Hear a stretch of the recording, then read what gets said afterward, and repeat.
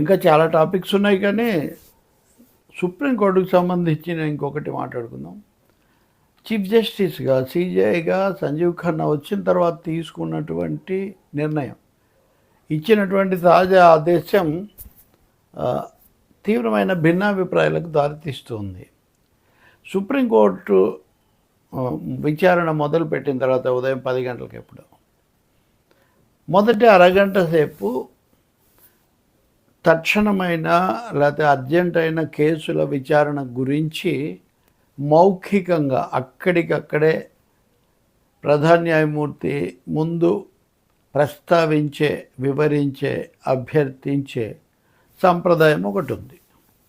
అంటే ఆయన ఏదో ఒక ధర్మాసనంలో కూర్చుంటారు కాబట్టి అక్కడికి వెళ్ళి అడ్వకేట్లు, సీనియర్లు, అందులో బాగా ప్రసిద్ధులు వీళ్ళు వెళ్ళి అక్కడ చెప్పడం, ఇది ఇన్ని రోజులు వాయిదా పడింది, ఇది అయింది, ఇది లేకపోతే ఏ నష్టం జరుగుతుంది, ఇది లేకపోతే వాళ్ళు వెళ్ళాల్సి వస్తుంది, ఇట్లాంటివేవో అభ్యర్థనలు చేస్తుంటారు. అంటే impress upon the CJI the urgency and the pressing need of the case.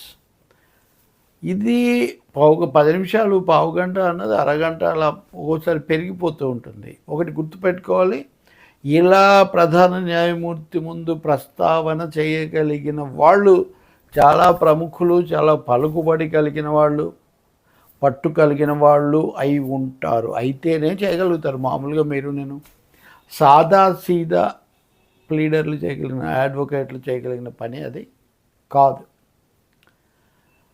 Justice DY Chandrachud గతంలో ఇప్పుడు సిజేఐగా వచ్చిన తర్వాత దీన్ని ఇంకా కొంచెం పెంచారంటే ఆ తక్షణమైన కేసులు, అర్జెంట్ కేసులు అవి అనాలోచితంగానో యాంత్రికంగానో వాయిదా పడిపోతే అన్యాయం జరుగుతుంది కాబట్టి కొద్దిసేపు నేను వింటాను.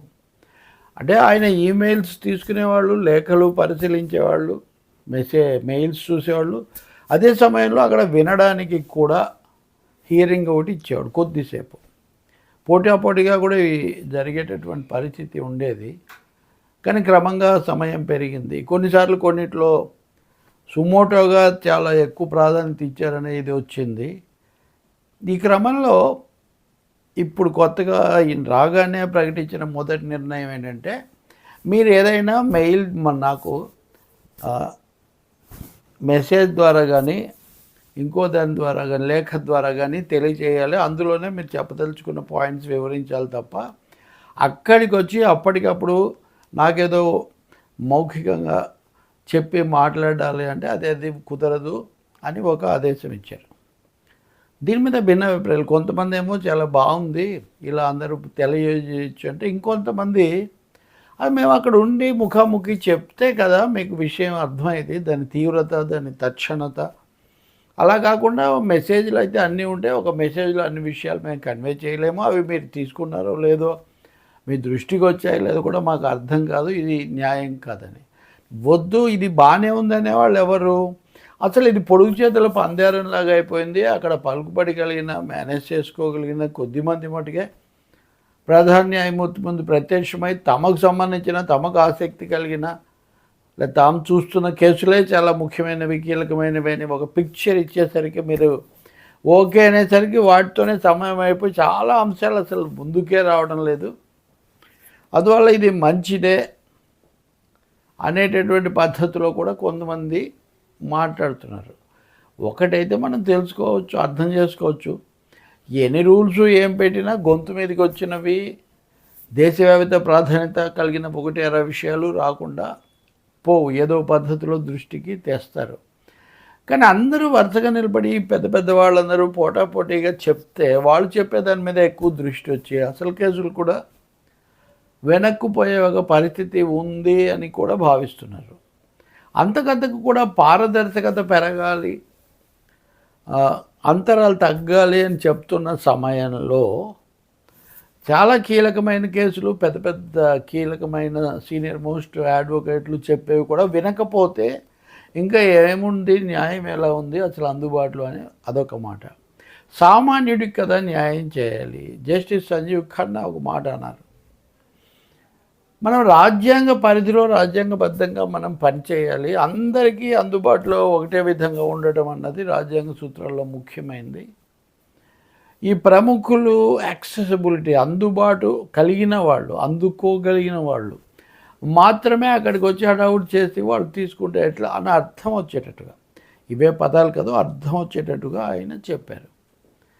తర్వాత ఇది గతంలో ఇటీవల వరకు చంద్రచూడ అనుసరించిన విధానానికి నుంచి పూర్తి మార్పు. ఒక విషయం గుర్తుపెట్టుకోవాలి, చంద్రచూడ్ 2 ఏళ్ళు ఉన్నారు, కానీ ఇప్పుడు రాబోయే 2 న్యాయమూర్తులు ఇప్పుడు వచ్చిన సిజేఐ సంజీవ్ ఖన్నా 6 నెలలే ఉంటారు. మేరా ఆ ప్రాంతాల్లో ఆయన పదవి విరమణ. మళ్ళీ వెంటనే వచ్చే జస్టిస్ బిఆర్ గవాయ్ ఆయన కూడా 6 నెలలే ఉంటారు. ఆయన మళ్ళీ నవంబర్లోనే ఎప్పుడో దిగిపోతారు. కాబట్టి ఈ ఏడాది కాలంలో వీళ్ళిద్దరు ఇచ్చే ఆదేశాలు ఎంత ముఖ్యమైన అప్పటికీ కూడా జరిగే పరిణామాలు తక్కువగా ఉంటాయి అనేది ఒక వాస్తవం. అందుకనే సిజేఐ సంజీవ్ ఖన్నా తన సొంత ఇంటి దగ్గర నుంచి అధికారిక నివాసానికి మారడానికి కూడా పెద్ద ఆసక్తి చూపించలేదు. ఎట్లాగో ఇంకొక 6 నెలల్లో అయిపోతున్నప్పుడు మళ్ళీ మారాలి కదా అని. కాబట్టి ఇదొక ముఖ్యమైన పరిణామం. అది కాకుండా తీర్పులు చిన్నవిగా రాయాలి, విచారణలో వేసే ప్రశ్నలు, విచారణ క్రమం, ప్రాసెస్ ఆఫ్ ది హియరింగ్ ఇది అంతా సులభంగా ఉండాలి. క్రిమినల్ కేసెస్ వేగంగా పరిష్కరించాలి, లోడ్ తగ్గించడానికి చర్యలు తీసుకోవాలి. ఇలాంటి అనేక ఒక 4-5 ప్రాధాన్యతలు, ప్రయారిటీస్ ఆయన పెట్టుకున్నారు. అందులో ముఖ్యమైనది ఒకటి, ఇప్పుడు అది అనుకోకుండా ఆంధ్రప్రదేశ్లో మాజీ ముఖ్యమంత్రి జగన్ కేసుతో కూడా ఇది ఈరోజే అది కూడా కదలిక, అది కూడా వచ్చినటువంటి పరిస్థితి. ఇంకా ఉన్నాయి ఇలాంటి అంశాలు. కానీ ఇంతకు ఎప్పటికప్పుడు వినే ఒక పరిస్థితి, ఓరల్ హియరింగ్, ఇమీడియట్ హియరింగ్ అనే ఆ ఛాన్స్ లేదు. Only through messages and letters అన్న సిజేఐ తాజా నిర్ణయం ఇంకా దాని మీద ఆయన చర్చ పెట్టలేదు. దీని మీద బార్ కౌన్సిల్ వాళ్ళు భిన్నంగా చెప్పారు. ఇప్పుడు ఉదాహరణకు తెలుగు వాళ్ళ మధ్య బాగా విన్న సిద్ధార్థ లూత్రా లాంటి వాళ్ళు ఇది బాగానే ఉందన్నారు. సో రకరకాల అభిప్రాయాలు వచ్చాయి. చూద్దాం ఆచరణలో ఎలా పరిణమిస్తుందో.